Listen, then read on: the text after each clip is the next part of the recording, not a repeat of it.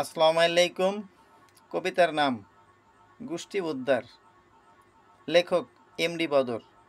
দিল্লির দাদার ইশারায় হলে ক্ষমতার ধর, মানুষ গায়েব করার জন্য হাতে আয়না ঘর।